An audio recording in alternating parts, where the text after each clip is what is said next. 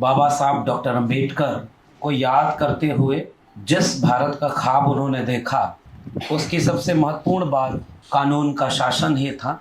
और जिस वक्त हम यहाँ खड़े होकर बाबा साहब को याद कर रहे हैं, उसी वक्त इस देश में ऐसा माहौल है, कानून के पूरी प्रक्रिया पर किसी बुलडोजर का खतरा मंडरा रहा है। न्यायपालिकाओं की चार दीवारी के भीतर गोलियां चल रही हैं और जिन वर्दियों को कानून की हिफाजत की जिम्मेदारी सौंपी गई थी, उनकी हिफाजत के घेरे में लोग मारे जा रहे हैं। जिन कानूनों को किसी दुर्दांत अपराधी को सलाखों के पीछे पहुंचाने के लिए इजाद किया गया था, उन्हीं कानूनों पर कोई शोधार्थी, कोई प्रोफेसर इस समय जेल में है।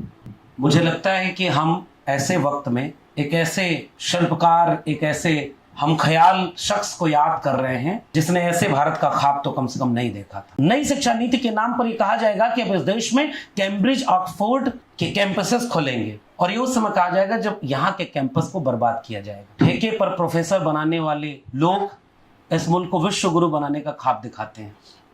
ये अंतर्विरोध है कि कथावाचकों को सुनने इस देश के लाखों लाख लोगों की भीड़ आज भी जाती है और उसके सबूत हमारे पास हैं कि वो कथावाचक साफ तौर पर कहते हैं कि ये भाई आपके बच्चे का परीक्षा जब हो, ये बेलपत्री लो, इसमें शहर लगाओ, इस पर लगा दो, आपका बच्चा पास हो जाएगा।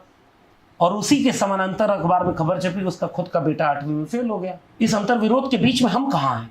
डॉक्टर अंबेडकर के पास मौका था। मैं क्यों जोर दे रहा हूँ ओरिजिनल डिग्रियों पर? मैं किसी और पर तंज नहीं कर रहा। मैं ये कहना चाहता हूं कि उन्होंने अपने हुनर से इतनी डिग्रियां हासिल की थी कि विदेश जाते तो बहुत बड़े ओहदे पर काम कर लेते, कि ये देश रहने लायक नहीं है जो इतने पढ़े लिखे शख्स के साथ ऐसा व्यवहार कर सकता है। वो लौट जाते, फिर भी उन्होंने वो रास्ता चुना अपने पढ़ने लिखने, अपने डिग्रियों के साथ, अपने जिद के साथ, कि आज हम इस आइडिया ऑफ इंडिया को माइनस डॉक्टर अंबेडकर कल्पना ही नहीं कर सकते। दुनिया में मेरा मानना है कि 3 किस्म के इंसान पाए जाते हैं।